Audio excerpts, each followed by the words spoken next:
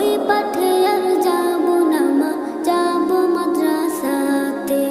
আব্বু শোনো আম্মু শোনো, চক সিলেট দাও হাতে, পাঠশালাতে